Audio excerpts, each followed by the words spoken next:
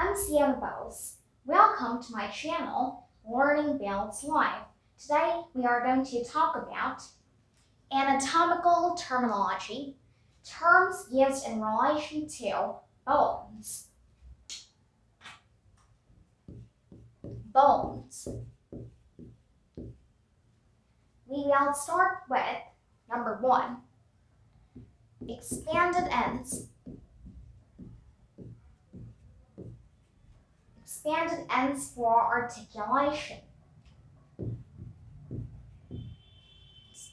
For articulation. And what is the meaning of the word articulation? It means formation of a joint. Now let's see the terms in relation to this. First we have head. Head. We can consider the head of humerus, head of humerus, head of femur,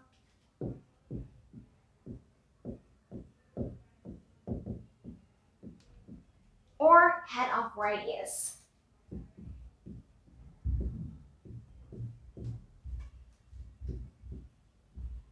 Radius. Next we have condyles.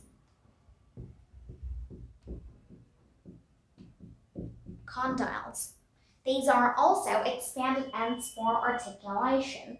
And what can we consider in the condyles? Well, we can take the medial and the lateral condyles of the femur. Medial and lateral condyles of the femur or thigh bone.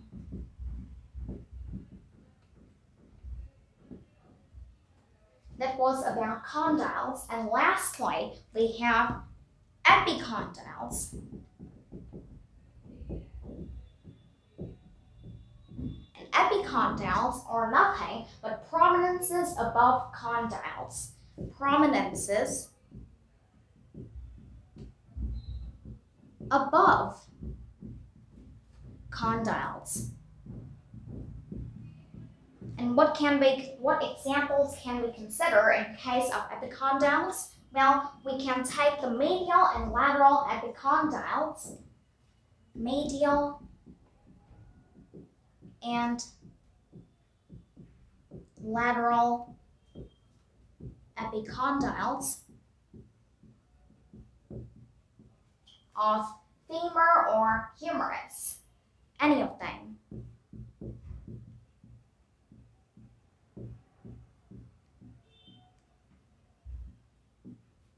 What I want to mean is we can consider the medial and lateral epicondyles of femur as well as the medial and lateral epicondyles of humerus. Before we move on to our next few terms, you may take a look at the board.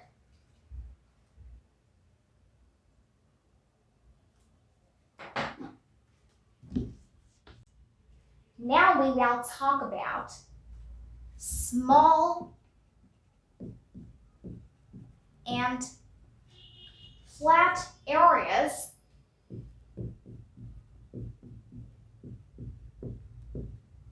for articulation.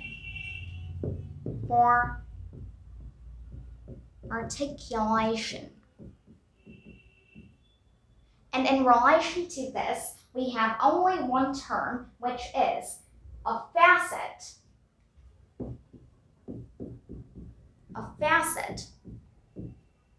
What can we consider in facets? Well, we can take the facet on the head of ribs.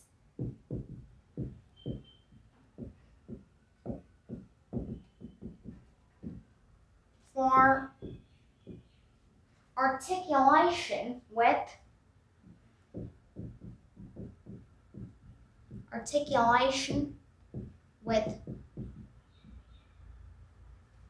vertebral body.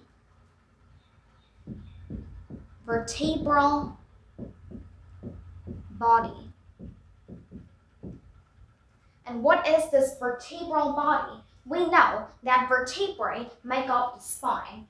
Each vertebrae consists of their own body. Each vertebrae has their own body, and articulation to this vertebral body can be done by the facet on the head of the ribs, which make up the rib cage. That was all about facet. Before we move on to depressions, you may take a look at the board. Moving on to depressions. Depressions.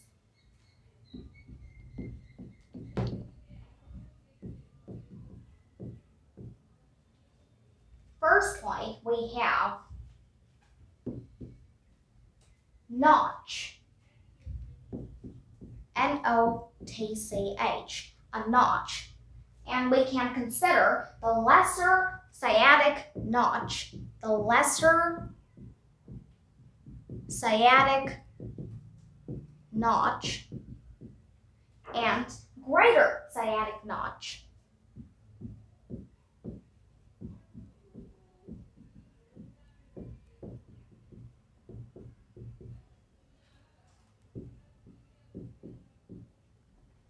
And the name itself suggests that these notches can be found in the hip bone of hip bone.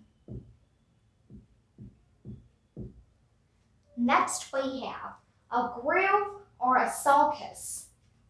Number 2, groove or sulcus.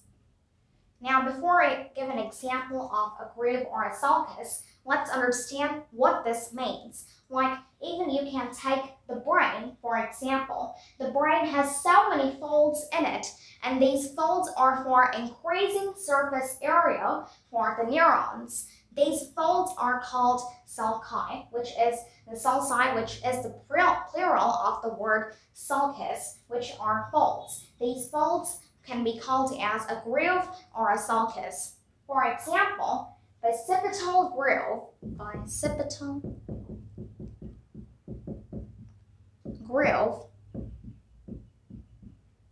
of humerus.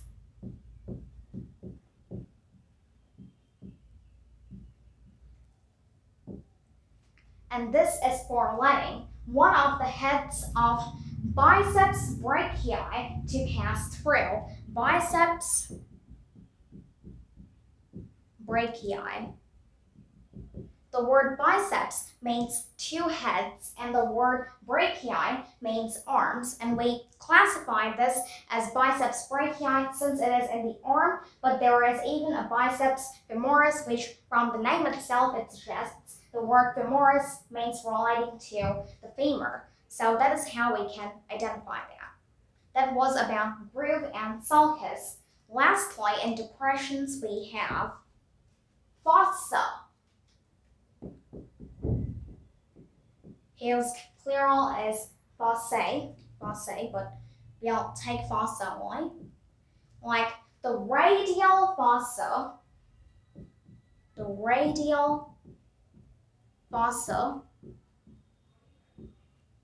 of humerus,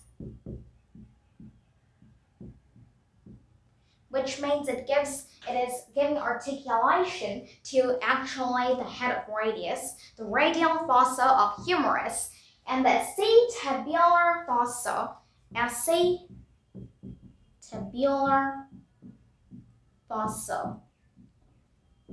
What is the meaning of this word acetabular? Acetabular means relating to the acetabulum. Acetabulum, which is a cup-shaped structure which gives articulation to head of femur. This fits into the acetabular fossa or acetabulum. That was all about depressions. Now you may take a look at the board.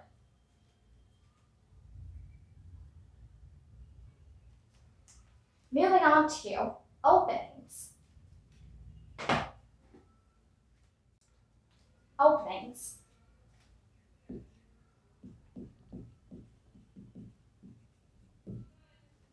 Firstly, we have number 1 as fissure.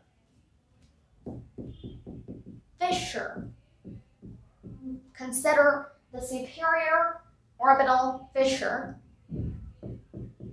which is an orbital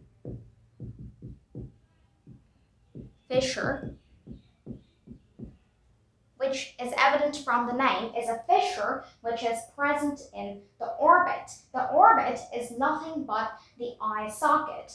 The orbit consists of the superior orbital fissure and inferior orbital fissure. And inferior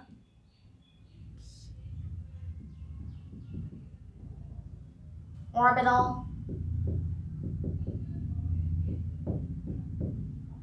fissure. That was about fissure. Next we have number 2 as foramen.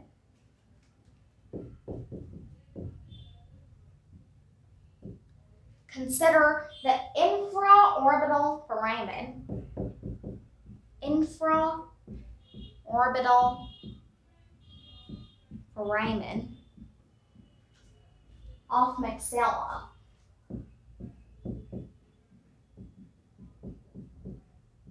And what is the meaning of this word infraorbital?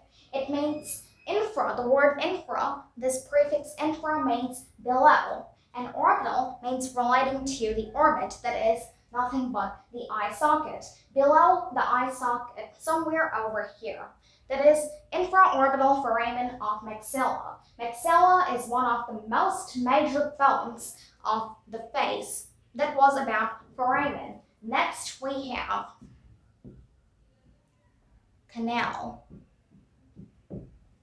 And a very simple example is the carotid canal of the temporal bone. Carotid canal of temporal bone.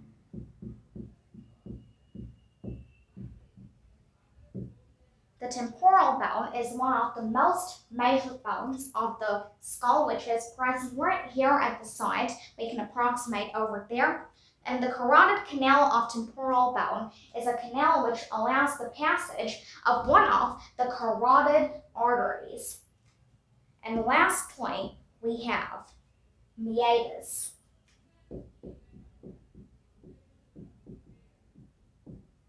And what is a meatus? We can take the example of the external acoustic meatus or external auditory meatus. Anything is okay. External acoustic meatus and internal acoustic meatus.